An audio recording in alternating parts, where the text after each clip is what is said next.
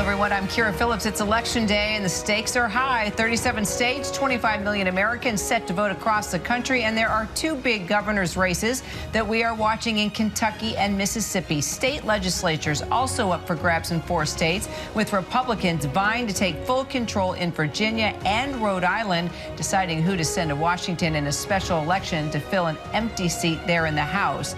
Then, outside of the big ticket places, all eyes on the Buckeye State, where Ohio voters will decide whether to write abortion access into the state's constitution. And then, yes, we are just 1 year away now from the big one, the 2024 presidential election.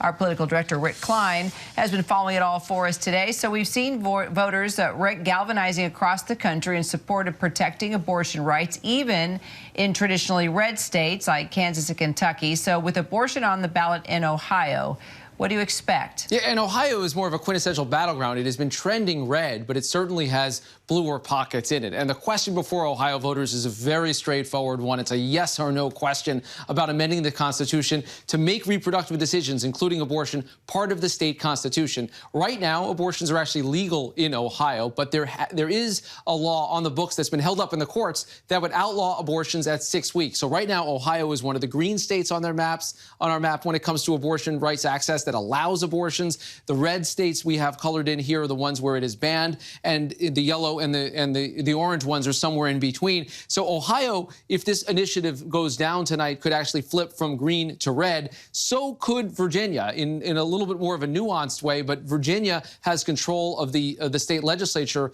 on the line tonight, and the Republican governor of that state, Glenn Youngkin, has said he would push for a 15-week ban with some exceptions built into it if he's able to get control. So those are two big states, big populous states. They also come in a part of the country where abortion rights are sort of mixed. There's nowhere else in the South other than Virginia that right now allows legal access to abortion. That could change, and it could also change in Ohio, depending on the results in that initiative. So clearly, all these statewide and local races will provide numerous clues about the national mood ahead of 2024. Which ones do you think you'll be watching in particular? Yeah, I want to start with Virginia, just because to dive in a little bit on the state legislative races there. Right now, it's split. The Virginia Senate is controlled narrowly by Democrats. All the districts are actually new this time around. And Governor Youngkin, 2 years into his term after the big win he had, a surprise win 2 years ago, is trying to make this election kind of a midterm referendum on himself. Meanwhile, the Virginia House of Delegates is in the other direction. Republicans have a narrow majority there. Again, if that majority flips, just like in their closely controlled Congress, you could see a much different agenda down in Richmond that would be driving a lot of the national conversation.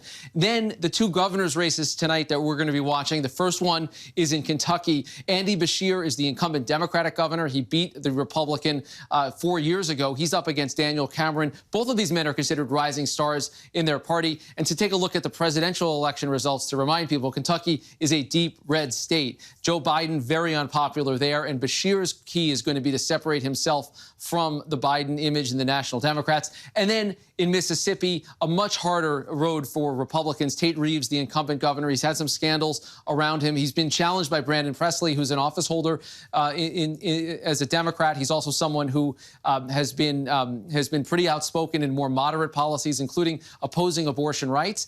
He's got that Presley name, second cousin of Elvis. That probably gives you as good a chance as anyone as a Democrat in Mississippi, but it is Mississippi. And if you look at the presidential election results again, Biden, just not a good name to be associated with. And it's been the Republicans trying to talk about Biden a lot more than the Democrats in both of those states. So data is already showing the number of people voting early in Ohio. It's above the early turnout numbers that we saw back in August for that special election. How much do you think that matters? Look, it's hard to get people to turn out for anything that's kind of a one-off like this, a ballot initiative. Back in August, a lot of people were watching what's going on in Ohio because Republicans in the state legislature there were actually trying to make it harder to pass exactly what is on the ballot today. They wanted to say instead of 50% a simple majority, you'd instead need 60%. And that was rejected overwhelmingly, which is exactly what set up the voting that we're seeing today in Ohio. And the fact of good turnout, look, both sides obviously are looking to turn out on this, but people have been energized and engaged. And I think overall, it's hard to imagine low turnout elections anymore. And people are paying attention, even though they're not voting for candidates in Ohio. They're voting on these issues. All right, and then tomorrow, Republican candidates take the stage for the third debate, this time in Miami. What do you think, Rick? I mean, when you don't have Donald Trump on the stage, you never know which way this could go. It could be really, I don't know, boring. It can also be exciting. Yeah, you also don't have Mike Pence out there or Doug Burgum. Right now it's only going to be 5 candidates. We started out the first debate with 8 candidates, then we were down to 7. Now we're going to be down to 5. Of course, Trump isn't one of them. This is also the first debate that happened since the Hamas attacks in Israel and that Israel-Hamas war that's been dominating the headlines the last couple of weeks. National security, foreign policy, of course, a big issue for those candidates on the stage, and there's some real divisions. And I think there's a little more clarity in this race right now. Donald Trump isn't collapsing under his own race, his own weight. So you're going to see a little more urgency, I think, from these candidates to emerge as the one alternative who could take on Trump. And it's going to be fascinating to watch to see if indeed this debate makes a difference in any way. Rick, thanks so much. Thanks, Kara. And as Rick just mentioned, much of the country is watching as Ohio voters are heading to the polls, deciding on whether to amend the state constitution to protect access to abortion services, also to legalize marijuana. Alex Roche has been there all day watching things unfold. So let's start with the ballot measure on abortion. How much of it is still driving folks to the polls there?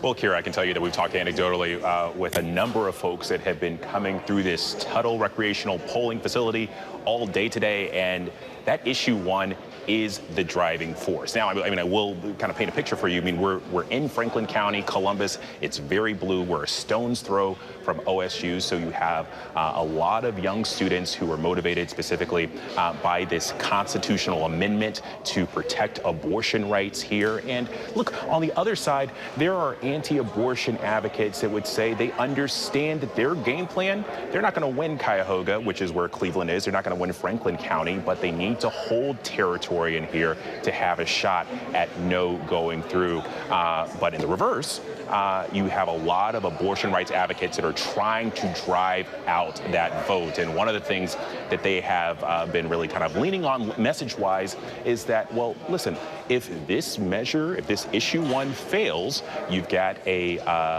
basically a heartbeat bill, heartbeat law, which is making its way through the state Supreme Court that could eventually be law here in Ohio, basically banning abortion at 6 weeks. It was a very controversial bill that was signed by Governor DeWine. It didn't have any exceptions for rape or incest, and so a lot of these abortion rights advocates have been saying that that is the alternative if issue 1 here fails. And so, again, we've heard a lot of people in this blue bubble here say specifically that that is their driving reason for coming out today. And then what about the other issue that was driving voters, and that's the recreational use of marijuana? Can you even compare the number of voters coming out for both, for one? What do you think?